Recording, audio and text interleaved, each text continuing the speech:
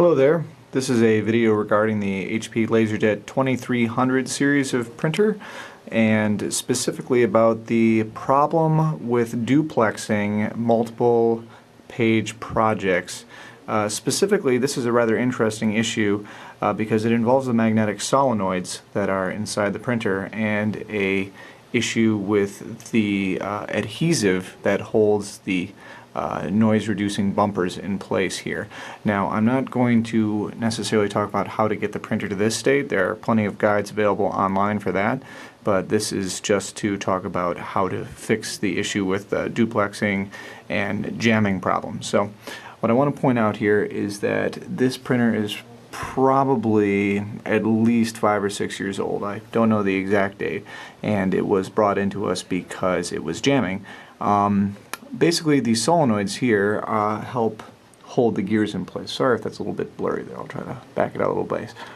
Anyway, so these gears get held back and forth by these solenoids, which are little magnets down here.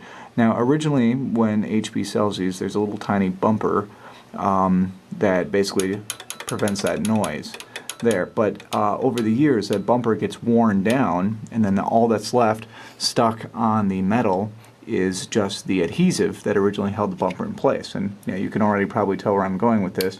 What happens is that the adhesive just causes this little metal armature to stick in place, and then because printers depend on millisecond or less time differences, obviously everything goes downhill from there. So if you watch what happens here, basically when I release this, it should snap back right away, but if it sticks hard, you see how there's a delay when I release my finger from that.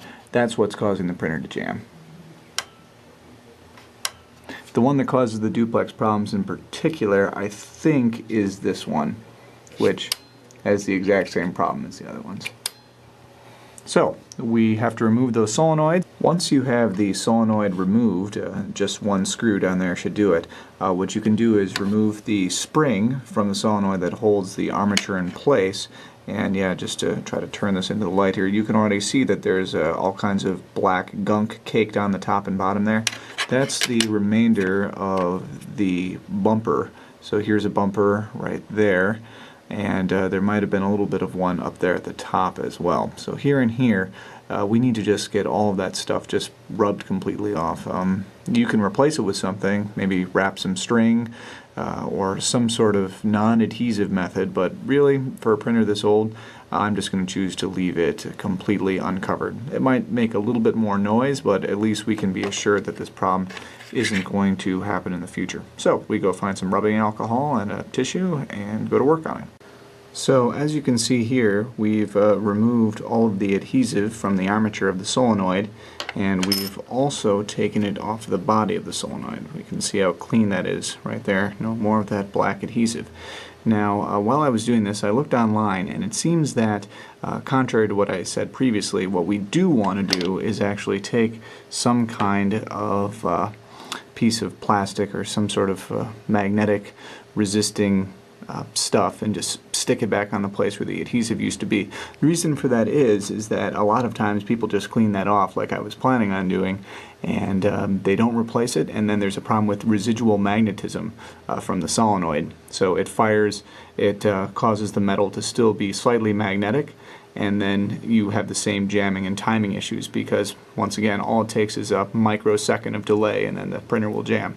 So what I'm going to do is I'm just going to stick a little piece of tape back onto there, and I probably can't do that while I'm holding the camera, so I'll just demonstrate again when it's back. Now, as you can see, that's what it looks like with my little gray piece of electrical tape stuck on there. Now you can go ahead and put the spring and the screw back into the solenoid and hook it back in. Just be very careful when putting the spring back on there, because I would suggest doing it from this angle here, otherwise that spring is going to try to act like a rubber band and shoot off into far corners of your office, which has already happened to me twice now, so just be careful when hooking that back on. Now, even though it doesn't have to be done, I've also removed the tray 1 and tray 2 solenoids as well to prepare to clean them. Yeah, you can see how much crud is on there. Try to zoom in a little bit. Yeah, that brown patch there, that's what is on all the solenoids, and that's what you need to remove because it gets really sticky with use. It doesn't feel as bad as the duplexer one was. But yep, that is the main cause of the sticking issue. So we'll get those cleaned off and hopefully things will work. Once you've taken care of the other two solenoids for tray 1 and tray 2, right before you put it back on, go on and give it a try. You should be able to press on the armature really hard and still not have it stick at all. So that should mean that, of course, the adhesive, thanks to the little electrical tape I put on there, it's not going to pose a problem, and we're not going to have any issues with residual magnetism either. By the way, if anybody knows where this part goes to, I think it fell off of the network card box at some point, so I don't think it's anything important, but if you know where it goes, please let me know. Thanks.